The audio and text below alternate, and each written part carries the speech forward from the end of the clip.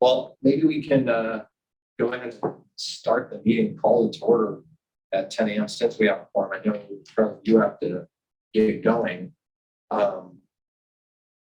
Representatives from BTA were supposed to be here, and I was planning to pull their items out of order as the first item just to get them out of here. But well, I've already seen that all, so you can do it at the end. all right. Well, I'll make this a fairly quick meeting. Do you want to introduce yourself? Yeah, my name is Vincent Hernandez. I am a council assistant for Councilmember Omar Torres. He wanted to come to the meeting, but for scheduling issues, he wasn't able to last minute as well. So I'm sorry about that, but I'll be taking notes, and any questions, I'll be taking it to him. Do you guys have any? Beautiful. Thank you. Just wanted to make sure you weren't a member of the public and didn't have something you wanted No, to yeah. jump on. You a San José State student or? Not yet, but I'm San José City College. Oh, good. Okay. Should be transferring out soon. He's always pretty.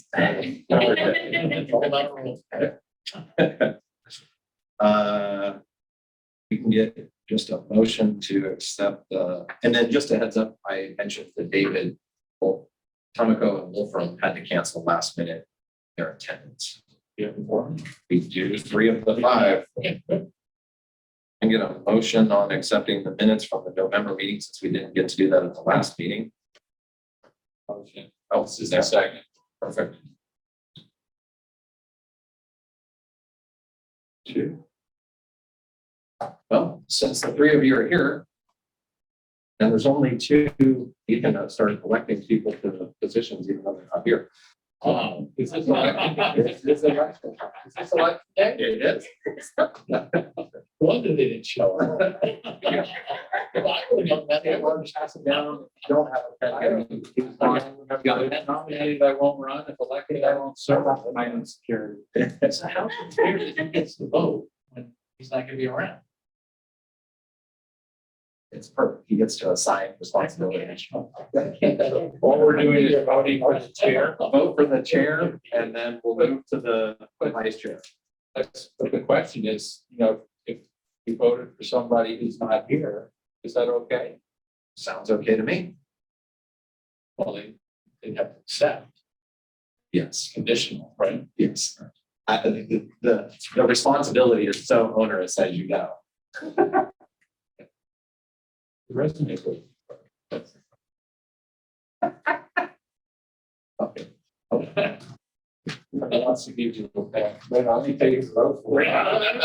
Let me use my pen. I'm gonna have 1 for each. This is gonna be a problem. All for David to have been elected the chair. But I didn't vote. You can remember the outgoing, the nominated, it won't run, if elected, it won't serve. All right, one more time on the vice chair. Good reason why I didn't show up. The property is still available. There's other people. Perfect. What if David's in? You shouldn't vote for the same person twice. I didn't. All right. Tomiko has been voted the vice chair, and we'll see if she Lost out twice. You guys got together ahead. This is a Brown Act violation. When they talked about it, no, we just want to be sort of ballot, right? You can go out, each other. This is a real bar. And live from the world we see. So far, we don't have anybody else joining. Hi, everybody. How are you? So item 5C is the work plan.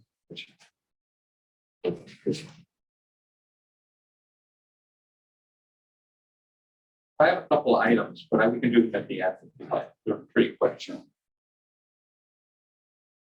So I think this is the draft. We would formally approve it at the next meeting, so we can make edits for this if you have anything. Generally continues the formatting that we have over the years. There added a couple of things that were new. Correct. Yeah, no change to what was online. One of the new additions that we've added both September meeting and the March meeting is an update on the US DOT SMART grant that was awarded to the city. I actually want to give maybe high level. Yeah, I don't know, we discussed the US smart line previously, so generally it's, our proposal is for a system where we digitize the trip space, parking space, and install sensors so to get an idea about the utilization, and then allow us make decisions on the current space usage. Are you also able, if you know someone's there or not there, does that allow you to eliminate meter maid type of process? It's the same car's been there for over an hour and no additional money is pumped into the meter. Is there a smart way that? Yes, it can be connected, but the major goal of the grant is really to understand the dynamics of parking and the utilization, like stay, where like loading zones are being utilized more than others. There are maybe loading zones in some areas where we can implement other areas. So it's gonna be a combination of software platform and hardware. I'm still going back to, It's not intended to do directed enforcement in the different car on, North Third Street was, stayed 20 minutes past its meter expiration, and somebody's gonna then run from 5 blocks away to go to that car. That is not the intent. There's more around the smart vehicle integration, delivery companies being able to potentially reserve and book space. So UPS and FedEx and stuff. So those are like some of the. There's a list of, there are a list of. there's other reasons to do it, and that's great, but I'm thinking if you have the ability. I pull into the parking spot and I never do the meter, right?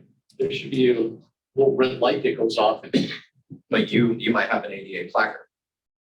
Oh, 88 doesn't pay. Okay. Really? Yeah. Why? That's Really? Yes. That's always been the case. I did not know that. So like you can imagine the amount of just chasing your tail if you were just going after every single meter that for one reason or another didn't have a payment.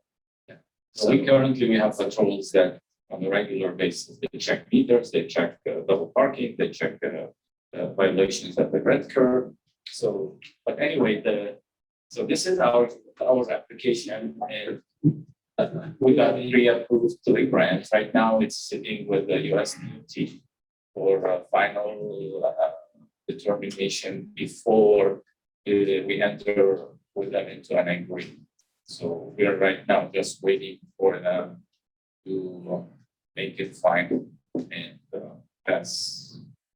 You mentioned reserving spaces. Is there revenue generated through this? These are just potential conceptual, but the application itself, the smart grant itself is a pilot program.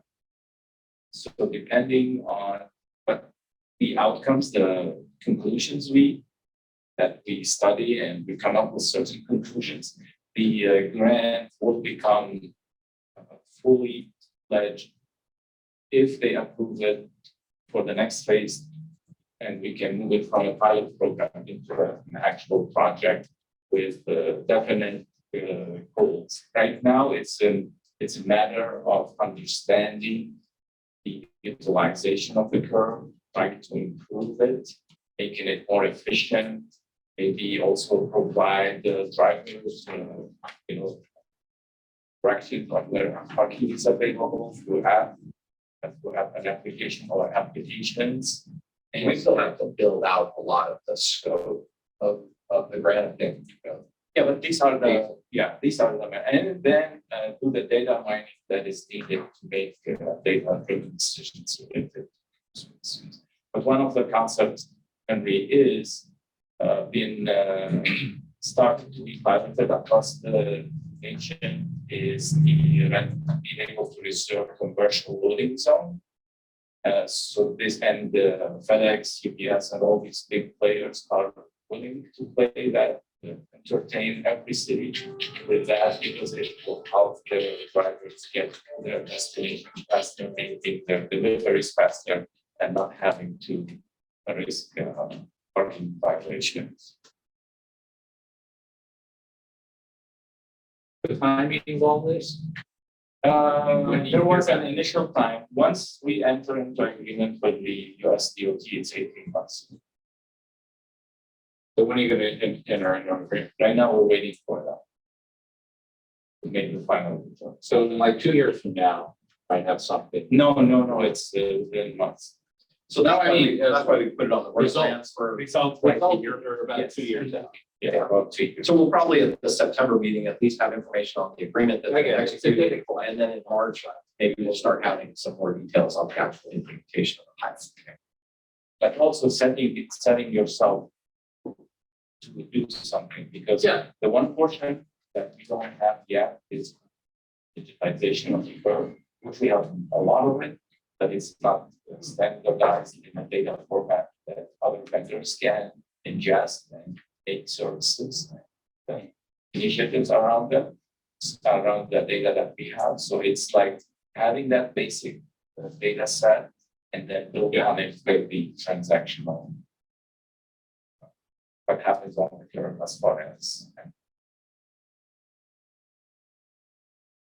Another highlight of a change that hasn't been on the work plan in the past that we've included here in November and June. So the smart grant information update would be in September and March, and then added for November and June is a review of conceptual expansion of meter districts. So potentially looking at areas that don't have meters.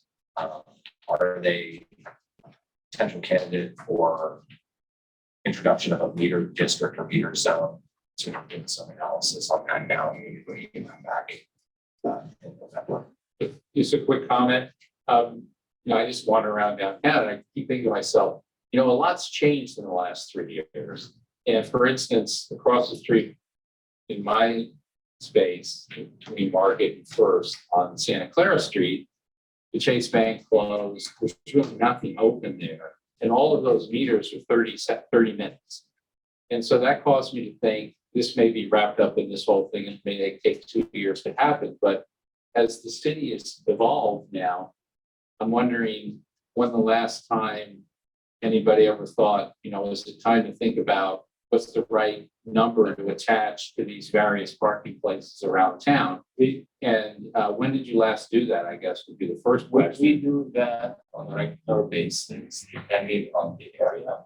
But if the place is vacated now, in the first place, I cannot make a decision on it right away. I gotta wait to see if it's gonna be filled and those. Well, it's not because DPI I took understand. that over and But they're we- gonna leave it vacant for at least 2 years. Yeah. So we do those changes, but unfortunately, the changes aren't easy because then you have to change the infrastructure around. No, I guess. Yeah, but we are making determination where we feel like we can make the change that we're making them. And that was one that, area you mentioned is one of the areas we're looking at. So you do it on a regular basis. Yeah, if there's a business and like yourself, I got another business that's got an issue too. send her an email, just an inquiry. Got it. Yeah. We'll look into it. He's lost on how to figure out how to attempt the government, I guess, put it that way. I said I was helping. Send them my email. Yeah, you can share, you can influence them. Well, it's not about that. It's. But that's largely Not the right person. largely it. The conversation around the meter district reserves. We will have that in November in conjunction with the annual revenue review. So we'll look at that as it relates to revenue streams from meters from individual meter districts, and we'll kind of reopen that, anticipating kind of each November to determine, is now the right time to kind of re-engage in that concept. Our revenue outlook has shifted from 2019 when that item first kind of came up, kicked it around throughout COVID. But we will re-energize it in November as we look at the revenue. That's the the work plan, if you have any questions, comments, additions, or anything we can discuss them now, we'll bring this back at the September meeting. So, For so sorry again. So I've been thinking while sleeping, and I was thinking to myself, you know, the parking garages, their role is to support the downtown businesses. And to a large extent, it is the office, but you all know about office, but it's really the retail business that are downtown. And people that collect sales tax. And we don't have enough money in the parking fund. We're always struggling for money, if everyone would agree with that. And so I had this really crazy idea. What if the city was to change the way it allocated sales tax and allowed for the parking fund to receive some percentage of the sales tax that's specific to a geographic area where all of these parking garages are? Even as little as 5%. It's an increase in tax. No, it would take the money from the general fund and put it directly. Yeah, this is so far out of it. What a great idea, though, because when you think about it, I pay sales tax. My people use those garages and pay to use the garages or use it in the free sense, and the elevator's broken. So wouldn't it be great if my sales tax, some percentage of it actually went to support the parking that supports my business?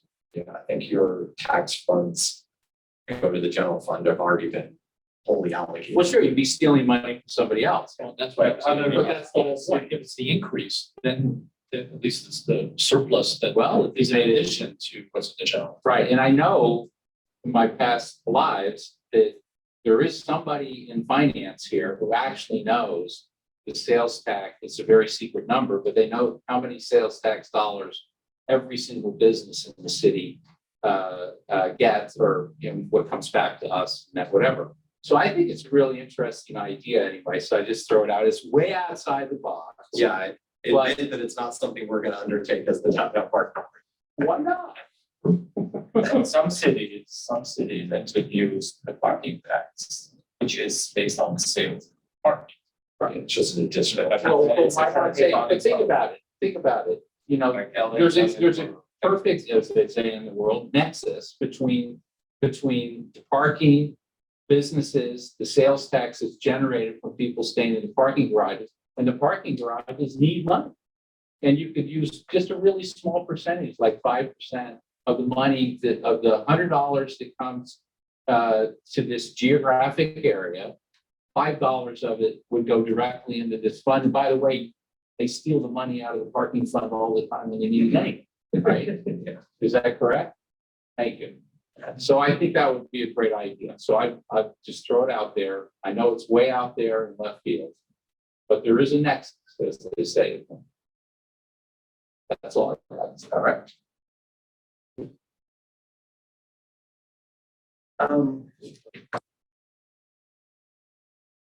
Sir, are you in BTA? Yes, I'm Adriano Rothschild. All right, let's jump on your item and then we can get you quickly out of here if that works for you. Okay. Let's see. I know you sent a presentation along. I will pull it up. It's right. Yep. Yes, that is.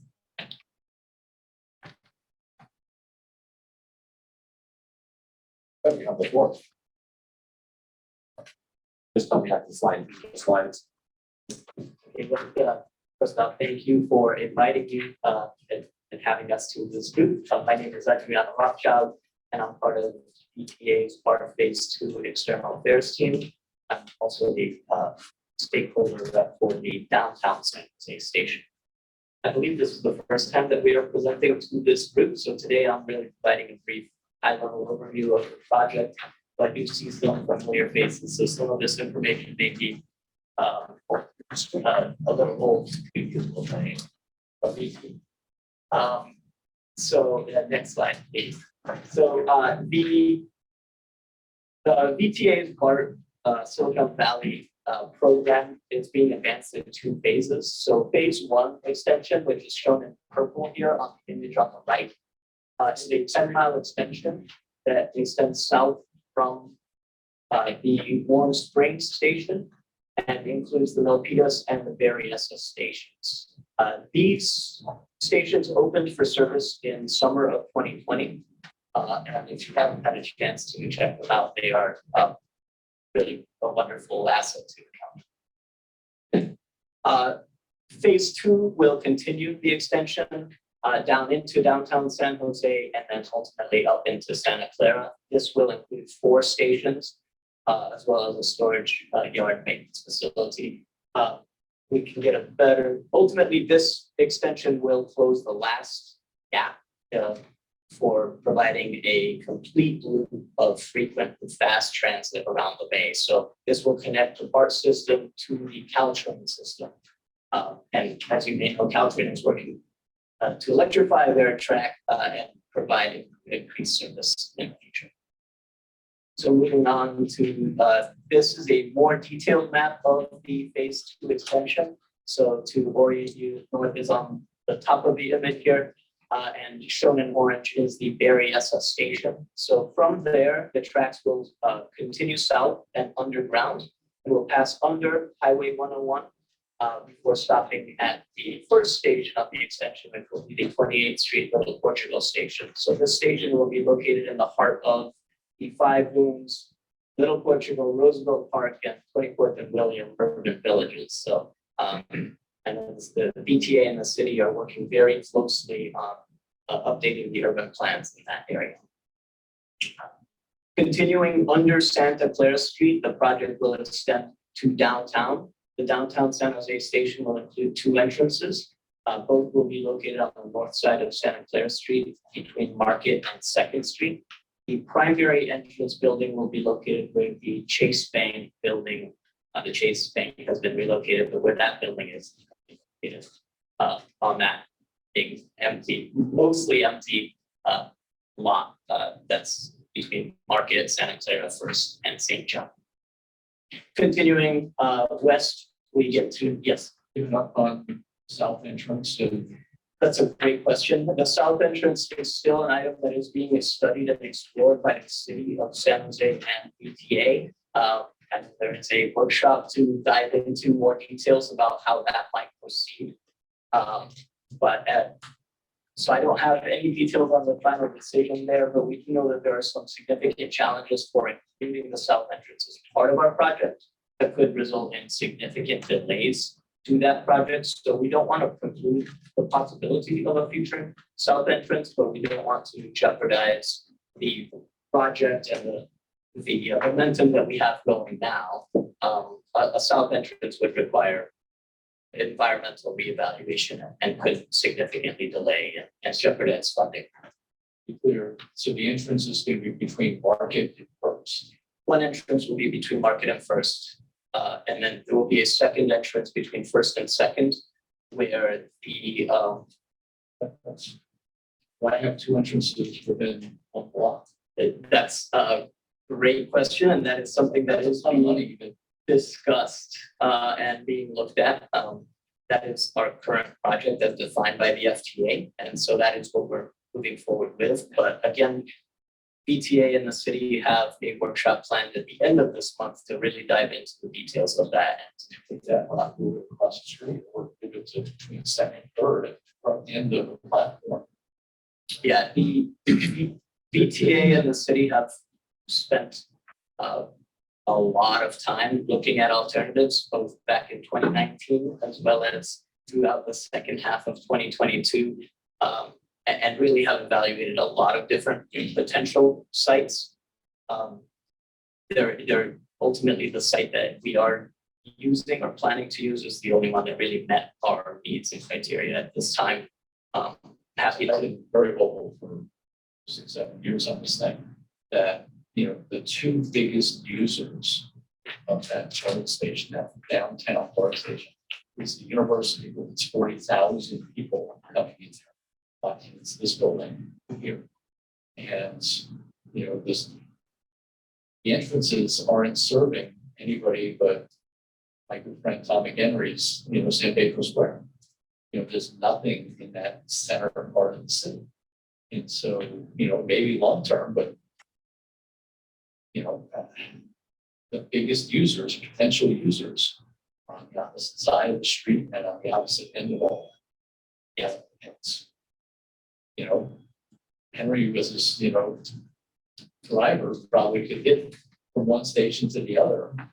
Maybe it's two strings, to go, and so it's downtown station and Deer Valley are so damn close. Right. But the entrance, Understood, and I appreciate your points. I think I just want to note that there was a lot of discussion on the decision of the location of the downtown entrance. That decision was made in 2017 and 2018 by both the ETA board and the San Jose City Council. So revisiting that decision would likely result in a substantial delay to the project and possibly jeopardize our ability to receive federal funding. So At least the design could be that kind of integrate, you could open up. that is what we are discussing right now in the city. So we are really I mean, working. you don't want to close it out. Right, we don't want to preclude the opportunity for additional entrances, and we are studying our current entrance designs to see if there are opportunities to optimize that, but I don't have any more details than that at this time. We hope to have more later this summer. maybe last couple of days last time. Just recently, ETA started invoking the San Jose State is going to be one of the reasons that justifies the numbers at this downtown station. Right? We've been an afterthought for the decades, these things that we talked about, which is bizarre, but it is. But lately, because the feds came out with one way of looking at numbers versus different than your way. And so you guys justified the existence of the station based on San Jose State. And you can't have it. So we can say this is for San Jose State and not addressing any of our citizens.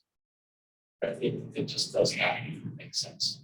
And this project's been delayed 2 or 3 times since 16, 17, 18 timeframe when this was decided.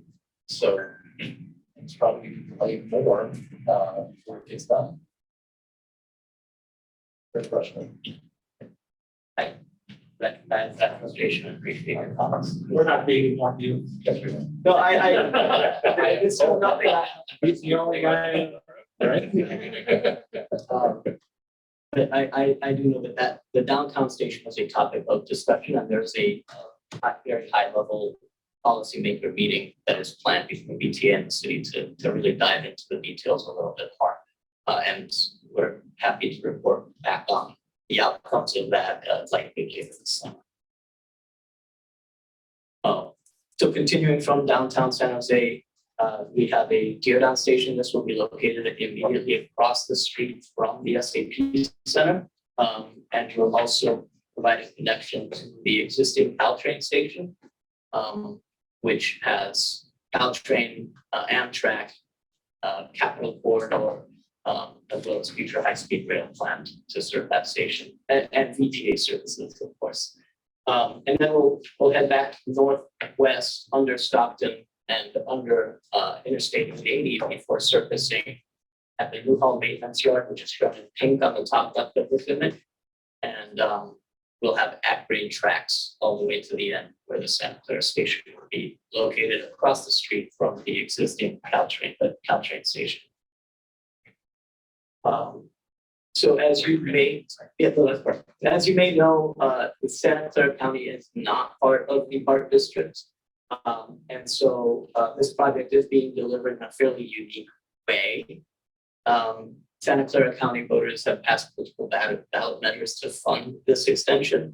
And so VTA will be leading design, procurement, and management of the construction, as well as will fund all construction and operating costs for the extension. And ultimately, we'll retain ownership of all of the facilities. part is providing technical assistance throughout the design phase, and will ultimately be responsible for operations, maintenance, and service planning.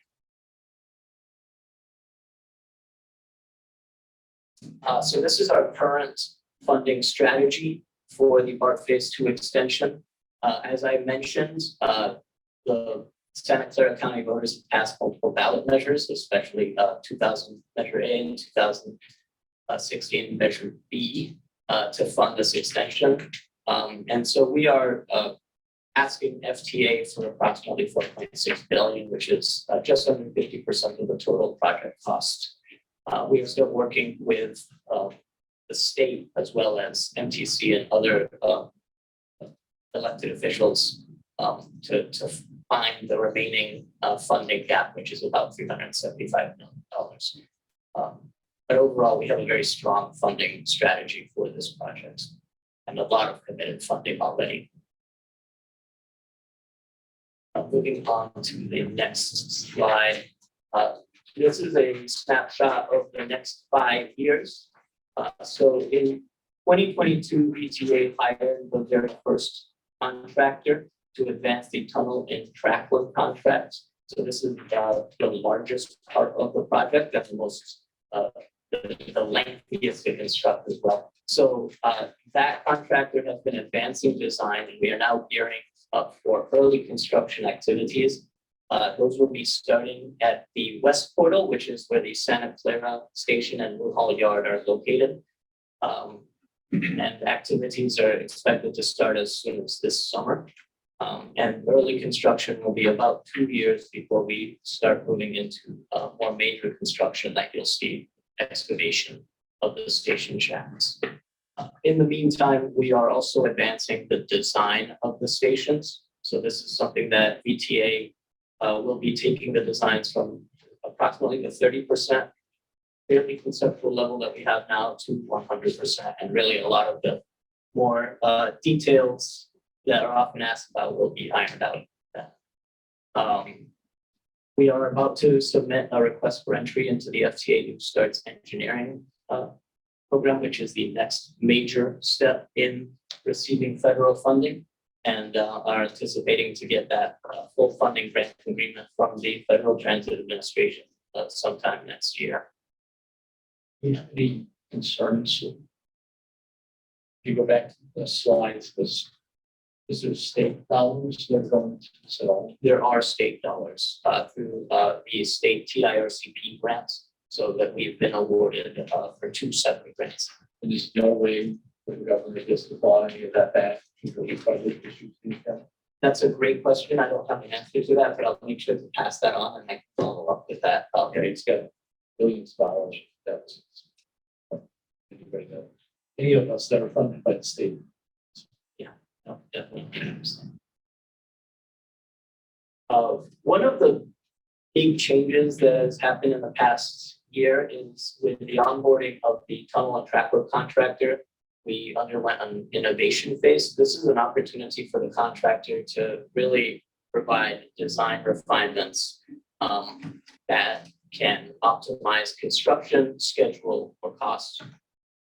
And so one of the biggest changes that has come out of the past year is a transition from a stacked platform configuration, which is shown on the left, to a slightly larger diameter tunnel that can accommodate a center platform with side-by-side tracks. And so this was a configuration that's much more consistent with what typical BART users are used to, and will be consistent throughout all 4 of the new stations, with the exception that Santa Clara will be in a tunnel, but still have a center platform with a concourse above.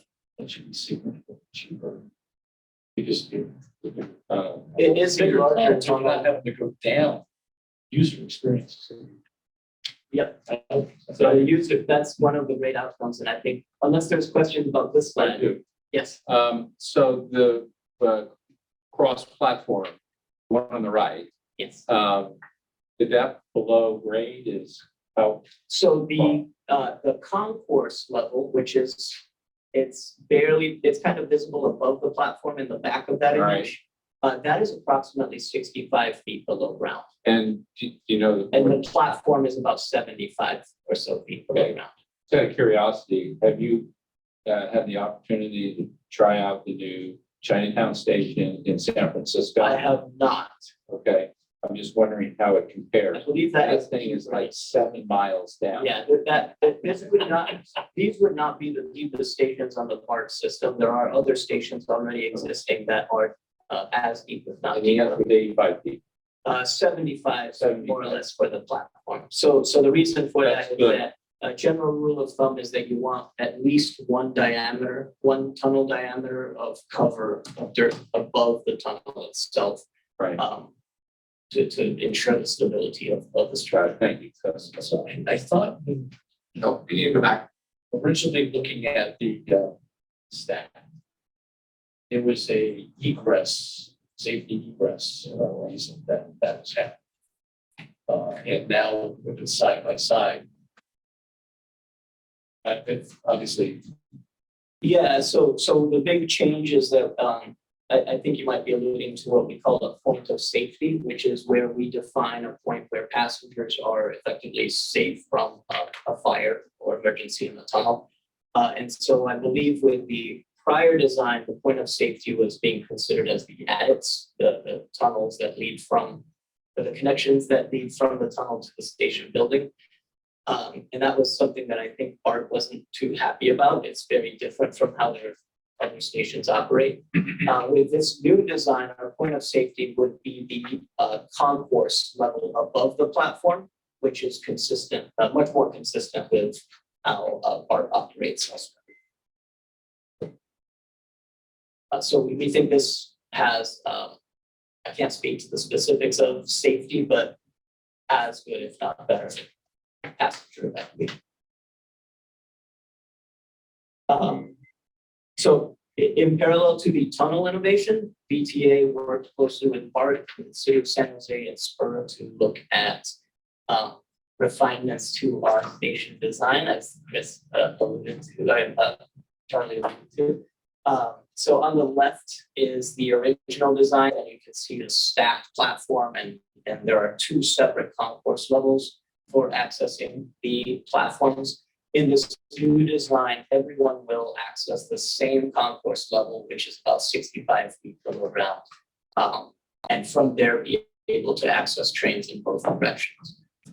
The biggest change that we did is we increased the size of the station's shaft, which is really how we get down to the bottom.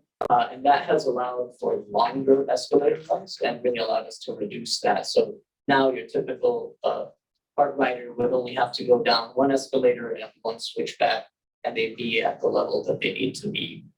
Whereas before, as you can see on the left, there were a lot more back and forth and much. We think this is a significantly improved passenger experience. how many elevators will be in there? This entrance is planned to have 3 high-speed elevators. The secondary entrance, which is much more space constrained, will have 4 high-speed elevators. And there will be both elevators and stairs connecting. So this station will have escalators, elevators, and stairs to get to the concourse level. And then connecting the concourse and the platform, we will have 2 elevators and I believe 2 stairs. So as I mentioned earlier, this is the downtown San Jose BART station. This is expected to be our highest ridership station with nearly 28,000 daily riders. The image on the left shows a conceptual layout of the station site. So the green boxes represent the station buildings and the green arrows are the entrance to those buildings. So the building on the left, which is located between Market and First Street, is really the building that I showed those renderings of on the prior slide. And that will have access from both Santa Clara Street as well as from the back of the building. The area shown in blue is where our current construction staging is. But we also, once that is no longer needed for construction, BTA has plans to redevelop that site. So if you'd like to learn more about those, BTA has a website on the downtown design development framework.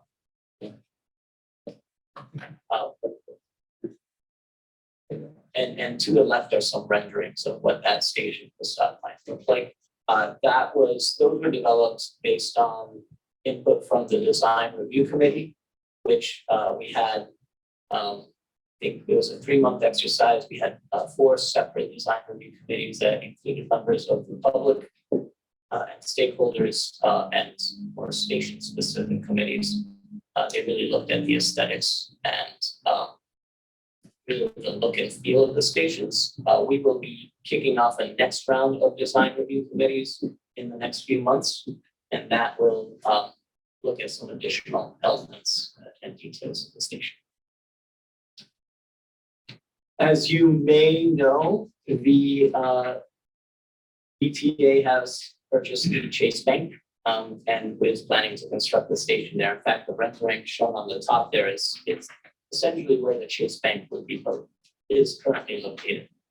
So the Chase Bank is, the Chase has been relocated, and we are preparing to demolish that building.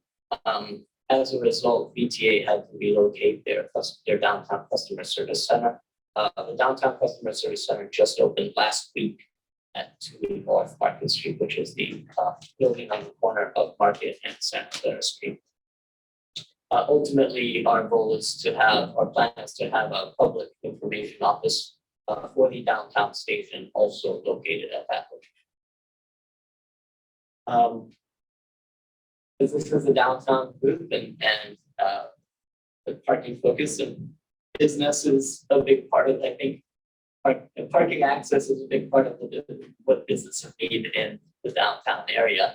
BTA is advancing a business resource program. This is really intended to proactively minimize construction-related impacts, ensure businesses are visible and can be accessed throughout construction, and ultimately meet BTA's environmental commitments.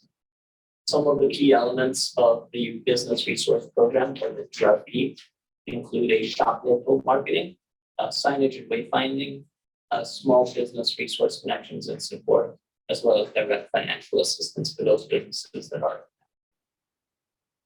For more details on the business resource program, we've presented some highlights to our community working groups, but we are also bringing this item to the BTA Board of Directors at their workshop on June 16th, Friday, June 16th. So that's where we will really be able to share all of the details. And if you'd like to learn more, I encourage you to tune into that.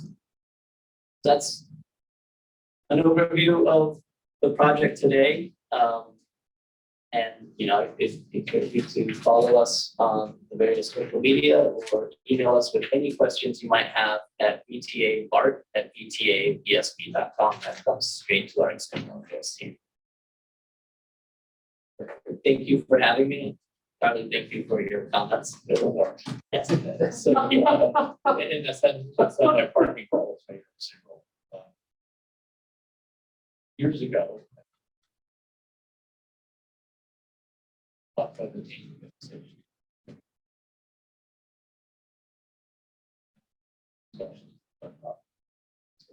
That's a great question. I will pass that on. I don't have an answer for that today, but I do recall the effort that we went through. That was how we got to the 28th Street Little Portugal station, as opposed to the prior name, the Allen Rock station. I will bring that up and see it. And when that is planned. First or second. Yes. So it's part of this slash education.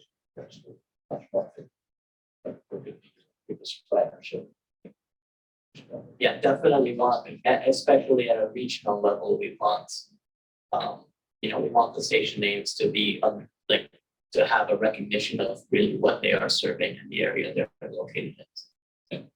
The disruption to businesses and the assistance to provide, is there a separate pot of money that would be allocated? I believe so. Could you maybe break it down, San José, know what that is? Yeah, we'll certainly make sure to. Where do we start getting inquiries? Yeah. Thank you. I do want to note that this project is fairly unique. It's quite unique in that for a project of this scale, we are really limiting construction disruption at the surface level to the areas that are immediately in front of the station buildings, which is a big change from how stations are typically constructed that would require the extensive tearing up of the entire street for several blocks for several years. So, this is the methodology that we have chosen to advance this project really did consider it. One of the key considerations was impacts to San Jose's downtown vibrancy and businesses. And then we also have a placemaking, activation and placemaking program that will work and go along our construction efforts to make sure that these areas don't dissuade people from coming to downtown and visiting downtown. Well, thank you all again for your time, and please feel free to email us at the email address if you have any additional questions. Thank you. Thanks. 100 feet down to the downstairs. And one of the things that I can keep talking about this project forever. Our elevators are going to be high speed. They're going to be probably much more modern than any elevator that is currently in the BART system. And the other big difference from our stations is that all of our elevators will be in a secure zone. So you would only be able to access those elevators if you have paid the fare and passed through the fare gates, whereas most of the BART's elevators today are accessible by anyone just comes through level. So security on those should be a significant. My business is across the street from that station. My greatest hope is this does not turn out to look like the Powell station in San Francisco on Market Street, or even worse, the 16th Street station. So I don't know what your plan is. Make that an accommodating place instead of a gathering place for. That is a topic that is very much on our minds. Yeah. Thank you. Thank you. 6A is a bringing back an item from the last meeting. I did not intend to go line item by line item. A couple of you were here, I think. That. If there's any questions, I'm happy to answer. If you want me to go over it, I'm happy to do that. This is the current year, mid-year, so through January.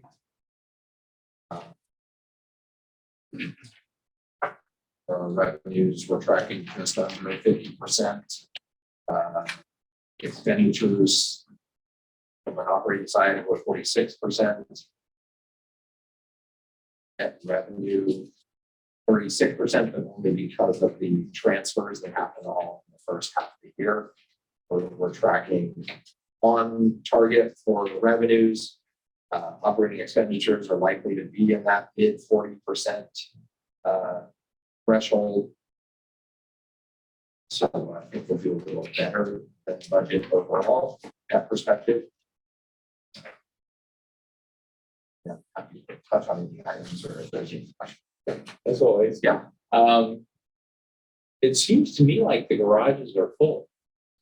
Are you experiencing that over the last 30 or 60 days? More so, I mean, it's a slow trickle. The office, daytime demand just isn't.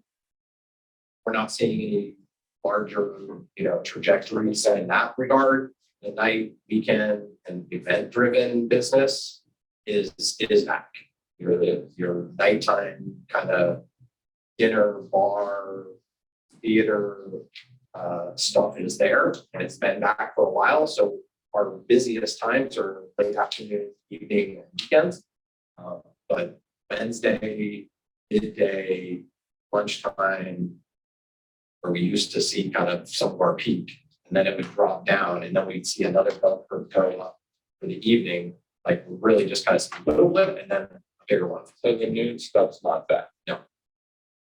It just seems like the garages are fuller, but parking. At least 3 of them, frankly, on a regular basis, but maybe that's just anecdotal. Yeah, it could have been a day where there was, something going on. If there was something going on at the convention center, we do see more activity going on at San Carlos. The convention center proper, or surface lots. Those towns for the most part, unless there's something happening at the convention center.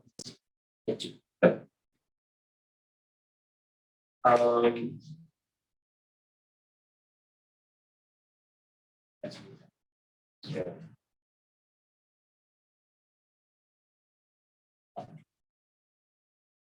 Item 6B, so that's our current budget. 23, 24 coming into the year. Financial reports. That type. Is in there? Yeah. Sure. So the outpost parking garage, the outpost that the graduates are doing. Oh, second in San Carlos. Yep. Yes. So which is that Second Street? Second, yep. The way you allocate expenses, I assume the revenues are right. The revenue is actuals. Some of the expenses are direct, like a utility or something that is directly there. But many of the expenditures, like our contractual services, is a bit of a hybrid. If an employee works specifically at that location, it's just that location. If a manager or office staff or a parking operator oversees the portfolio, it's an allocation. So it's a bit of a mix. Security services are direct allocations to a facility, but then there's patrol vehicles, which are a percentage, and we get at a higher occupancy, higher revenue generating facilities at a higher percentage of expenses than. And the distribution of the expenses, is it based on spots or is it based on revenue? A little bit of both. So second in San Carlos gets about the same amount of allocation as the Third Street garage. Right, but there's 330 more spots. And the revenue is actually higher. So it's a little bit.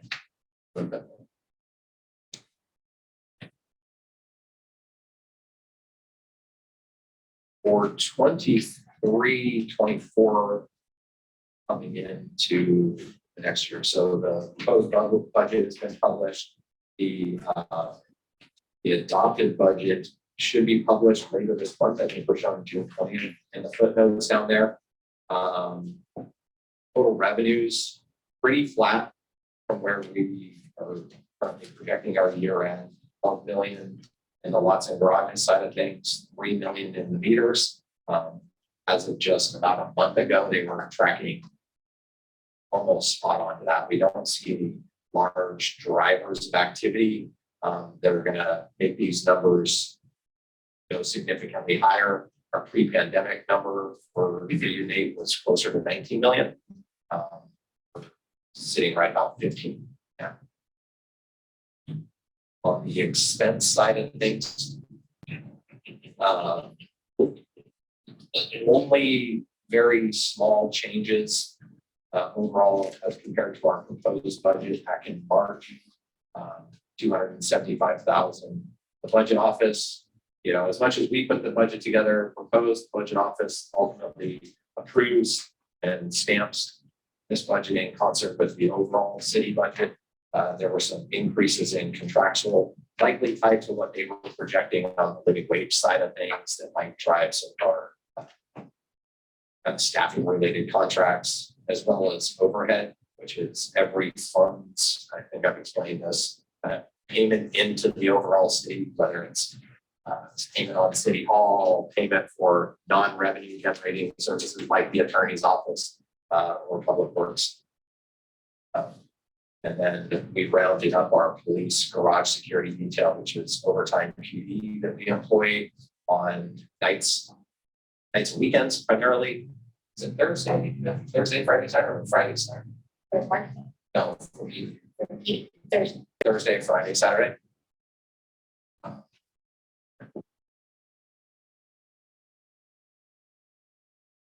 No significant changes on the transfer side of things. Actually, we did see our city hall debt service number go down slightly. And one big change was the transfer. So we had previously, back in March, proposed moving $7 million from our operating fund balance over to our capital side to set it aside for future projects. That got decreased down to 4 million. They did not want to see the bulk of our monies leaving in, but it's, you know, effectively year one of a 5-year kind of outlook. Budget office required to be loaded on. So also included in this packet is a direct copy of the CIP budget pages of the document. There's no changes from what we had previously shown in regard to the line item amounts for capital projects, which is this page here. We are 22, 23 numbers as well as 23, 24, and the 5-year outlook. We talked about most of the energy and focus within that first year, 23 to 24, where larger amounts, garage elevators, the Market Street facade project, and the downtown parking inventory are the big ones that we've added in, you know, as we mentioned in the last meeting, some additional funding to push those projects. The garage elevator project is, I believe, going out to bid right now. The facade improvement project likewise is moving forward. And the downtown parking inventory, the city is moving forward with property acquisition of the Deerdon area, as well as the build out of the building lot. Building lot, I believe, is slated to be completed in mid-25. Yes, Is elevator on the list? it is. Yes. For us, it is the vein of our daily tracking of elevators. You got on your sign too. See that? I wish you could be a little surprised for some of that activity. Well, unless there's any questions, since you mentioned signage, I did have some updates on that. And just from a here, Just like to say from the bottom of my heart, I was so happy to spend my first 90 minutes free. so I met Office joined the city back in August of last year. Came from our parking operator, SP Plus. And so he's now the parking administrator, so she directly oversees that contract and the focus on day-to-day operations. Beth, you want to talk about some of the improvements that we finally got off? Oh, yeah. So I know that you guys have maybe gone through downtown, seen those giant field dynamic messaging signs. So we're working on customizing those. They're currently in beta, so you'll see them throughout. The general idea is a template, but these guys are completely customizable. Of course, within the constraints of traffic signal things that's there. So as of right now, we show the garages, the number of spaces, and for those garages with the first 90 minutes free, we are shamelessly plugging that along with the Park SJ website that you see there. So you can see on this example, we have the convention center at the second in San Carlos garage. The second in San Carlos garage is the only one that gets the 90 minutes free. So we call that out there. And then as it flips, if you will, that bottom section directs people to our website for additional information. And then That was my question, was because there's only 5 garages with the 90 minutes. Market Innovator, second, third, fourth, third, and Santa Clara.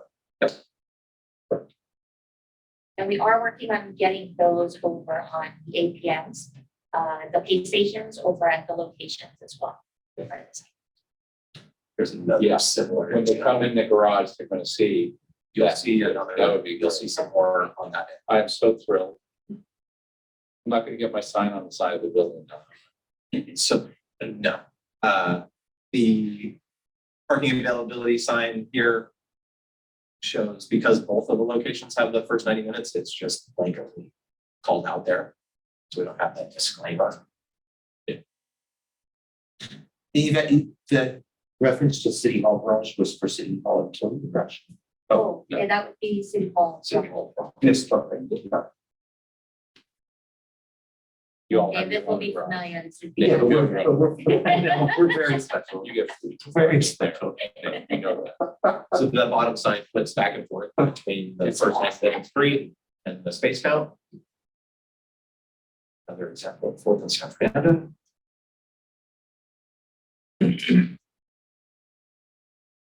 Just a little I think video. those are the videos, just to see the.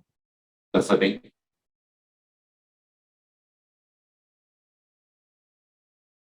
This is SP parking lost after that for me. And the city's gained, in my humble opinion.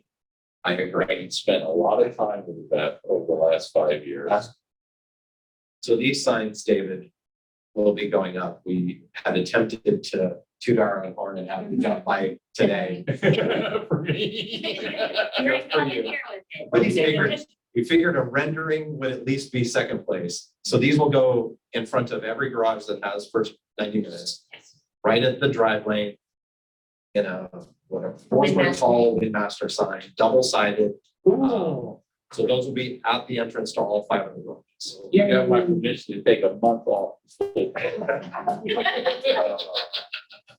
gotta keep going. Off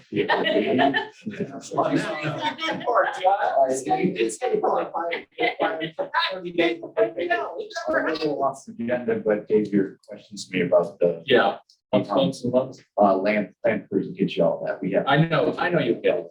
It's no rush. And no Charlie, everything you observed of the dislike of some of that station stuff, PTA. We're on it too. I can't guarantee that we're gonna get it south or further east entrance, but that's exactly what we're trying to do right now. Position. Thanks, John.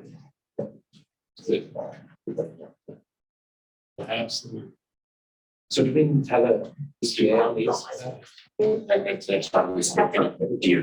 did you hear that, David? Nope, those last signs, these ones delivered today. This afternoon, couldn't get it this morning. You have a time on that? We'll send you a picture. NPR Market will be the first, Yeah, but I'll with be- masters I'll up be for in you. that garage that minute, so I'm thrilled. This is great. I'm gonna go to the city council meeting, and ask every council member to put it in. Because people who don't live downtown don't. They don't. Kirk, did you want to give an update on the downtown associations? Go ahead. Rick Jensen, Communications Director, Center Big Downtown Association. So our whole strategy at this point is more feet on the ground, and I think that hopefully translates to more cars, right, and parking spaces. So I think the best news that we can report is that our website, or the website that we manage, the parksj.org website, will reach its 2019 viewership levels this year. They almost made it actually last fiscal. They should go 250,000 visits to the website. So that's wonderful. We updated that we were in a continual process of updating our homepage. So reservation system so that people can make reservations is still underway and still work in progress.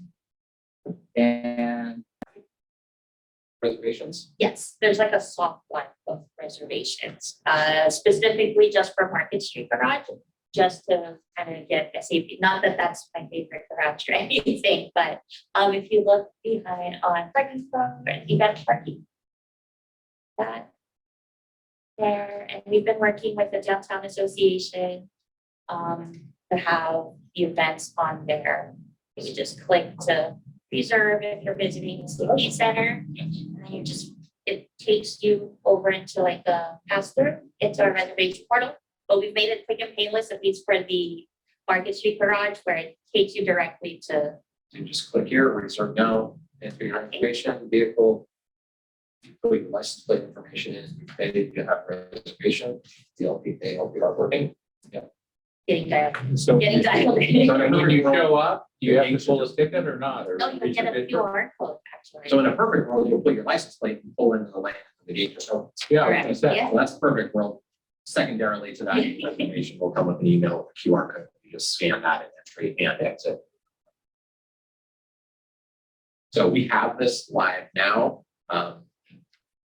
But the next, so it's specific to individual events that we work with the SAP Center. We kind of work with their calendar, publish some of the larger events, you know, if it's 1,000 people going to the arena football. So those are. Oh, we are. Oh, we are? Yeah, Okay. just to test out the system, see like garner any feedback we have from the customers that are. Like, you know.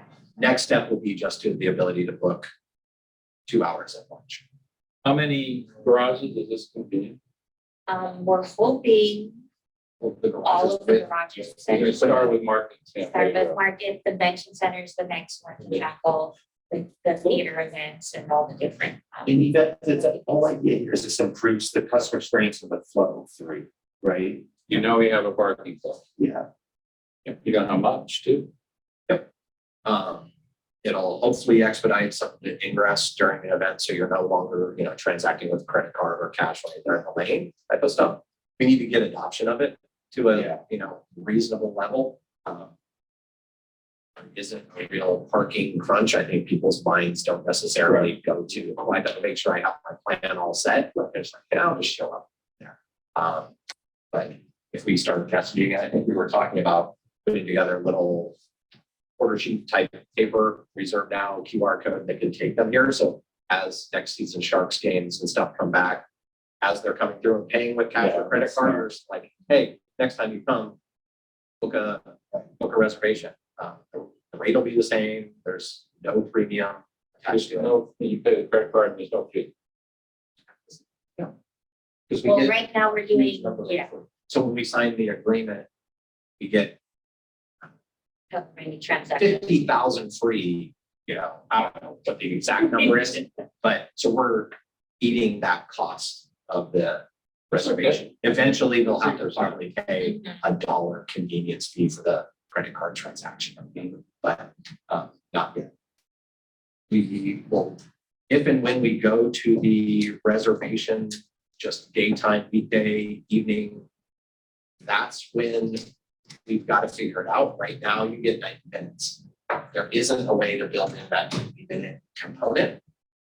We're trying to work around that. You may have a situation where somebody wants to pay for a reservation for a Tuesday afternoon lunch. They're paying for some convenience, they're paying for some level of guarantee that they have a space.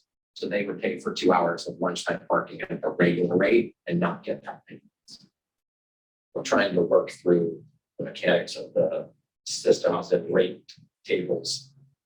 Driving to the point where you could book a reservation for 2 hours, get a credit. You think we. I think so. So, This road you get. yes. Yeah. I'm sorry, Rick. Sorry, Rick. No, I just wondered if I could just, Oh, Rick, you're still here. if I could just, if I could just put up a speaking point, and you could just go right through. I would like that. I'm a writer for a reason. I'm not a public speaker. You're great, Chris. So our goal is to bring people back downtown through outdoor entertainment experiences and promotions, of which we get some funding, additional funding from the parking and we work in collaboration with the Office of Economic Development.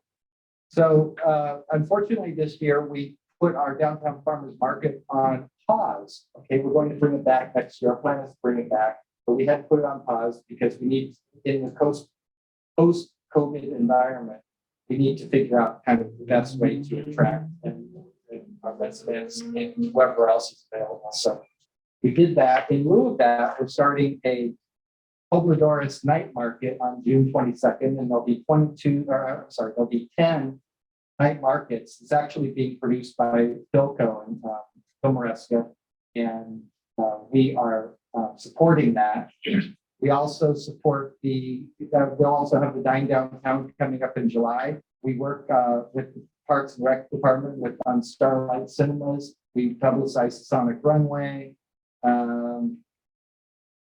City Dance is starting up next week, and on with these pieces.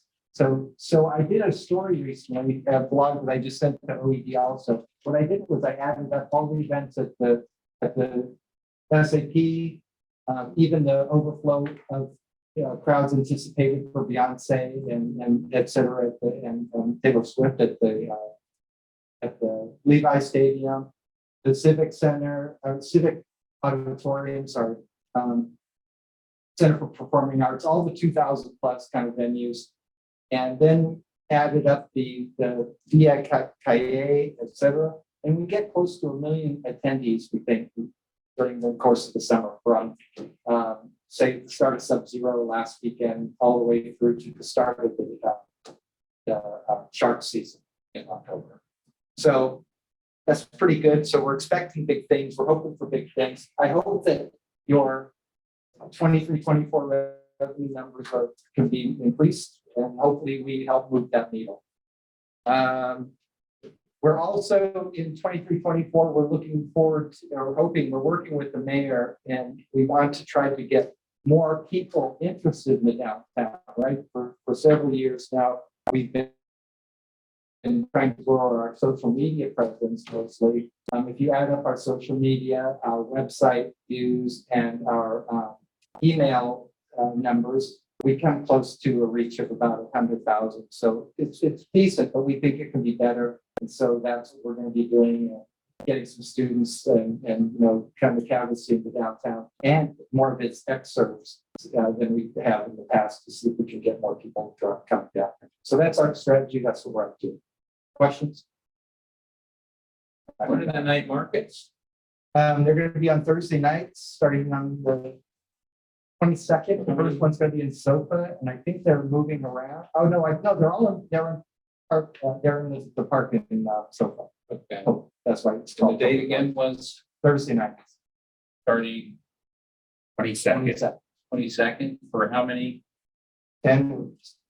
Thank Maybe just to dovetail on that, a couple of events that I've noticed or I've identified for item 8C. Viva Calle is on the 11th. There's a map of it coming downtown right now in Santa Clara. Huge. July 4th, we'll have the fireworks over at Discovery Meadow. And the Jazz Festival, kind of the biggest thing, August the 11th through the 13th. Item 8D, we don't have any specifics in items. Leave us with closing out the meeting, and the next meeting occurring on September 6th.